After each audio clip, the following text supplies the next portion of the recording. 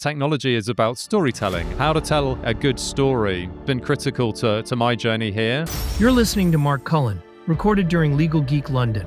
Mark is the VP Legal Tech at Thomson Reuters. We're sat here as sincerely knitted into the legal industry, knitted into the fabric of that industry. We talk about his career, about his journey within Thomson Reuters for the last 4 years, about acquiring other tools and building the next legal AI tools for lawyers, and how Thomson Reuters is positioned perfectly for doing this. We run a Future of Professionals report every year at Thomson Reuters, and this year it's telling us that 79% of legal professionals believe that AI will have either a high or transformational impact on the industry in the coming 5 years. The human lawyer in the loop is just absolutely foundational and fundamental to the success.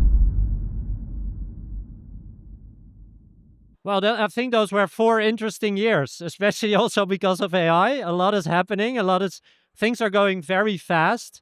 You had an interesting role before you joined Thomson Reuters. You were working for VCs, for investing companies. You were a different kind of job than you have right now. What kind of knowledge do you now bring to Thomson Reuters that you learned from your previous jobs that is really valuable for the legal tech space?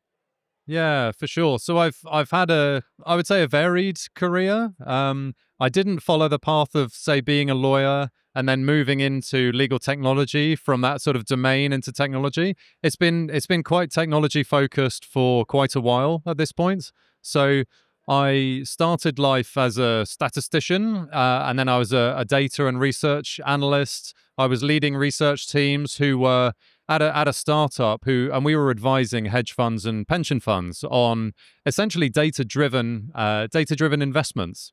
And that was incredible because we were working with, as you say, VCs, working with hedge fund managers who are absolutely at the top of their game, and they have deep expertise in industries and they know exactly how sort of companies run.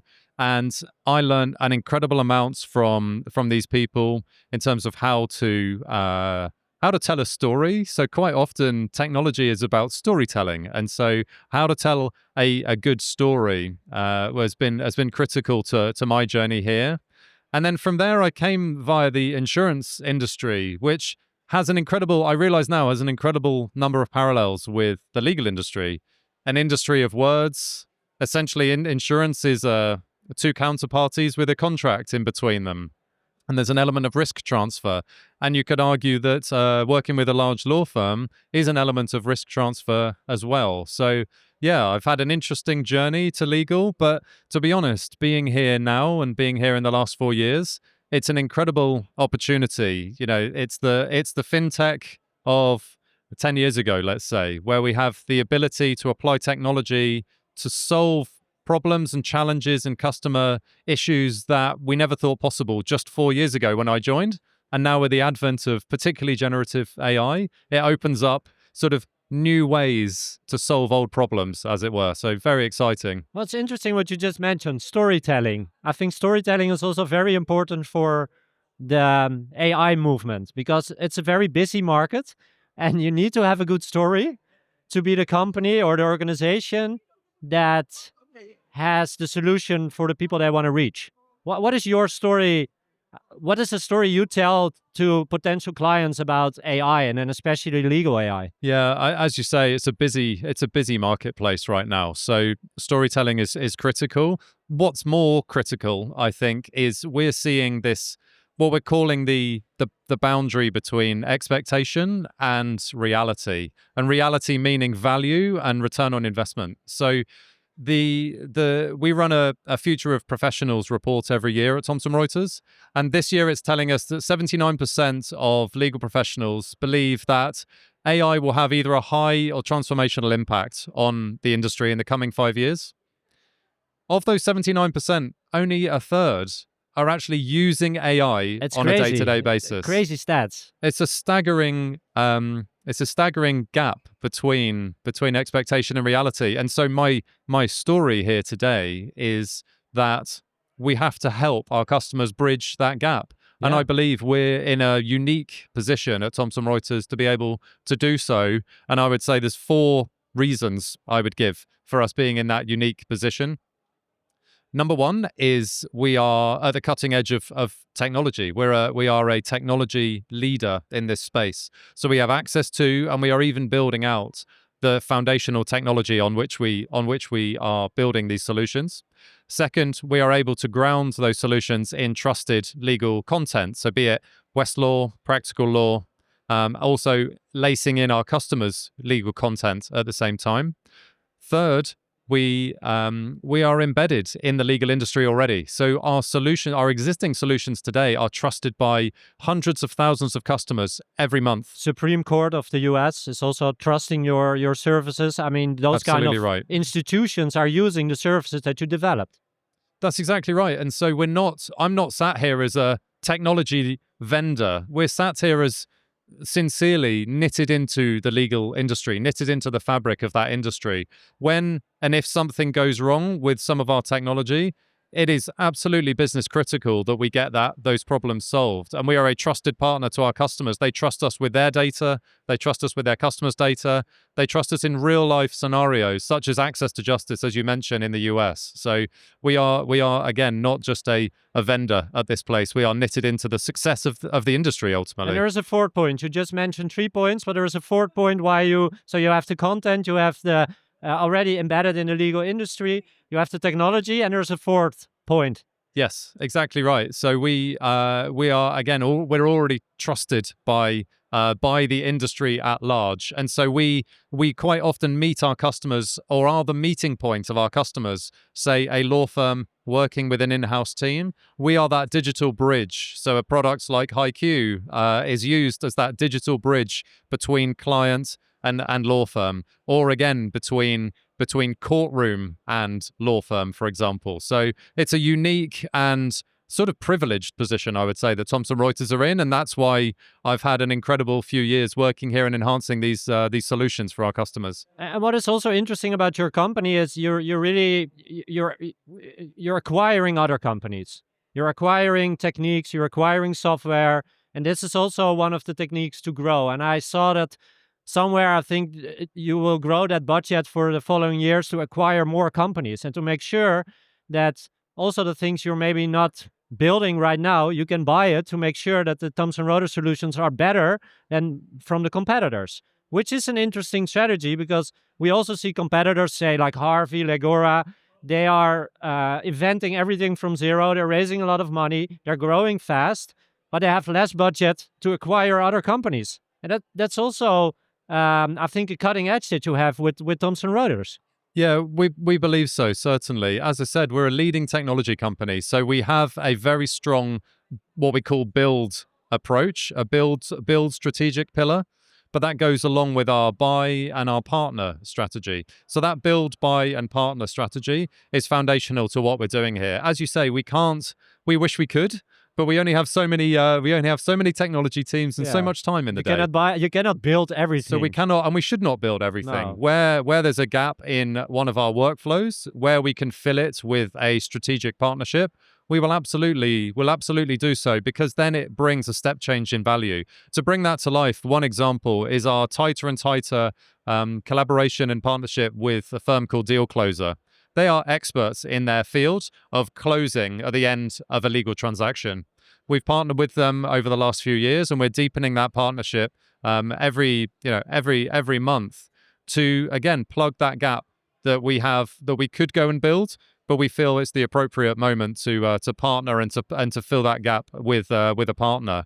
And then the buy strategy, as you mentioned, we've really, I would say, as Thomson Reuters, we've put our money where our mouth is, quite literally. I mean, CoCounsel, which is now your flagship product, is also the result of a 600 million acquisition from a few years ago, and then you added a lot of interesting features, and now it's a way better product than it was when you took it over for 600 million. But that's a big acquisition, and it's a big gas and a big risk to take, but you are doing it, and I think this is a strategy that you will keep doing. It is, that's correct. And our CEO, Steve Hasker, speaks to us accelerating and increasing the investment.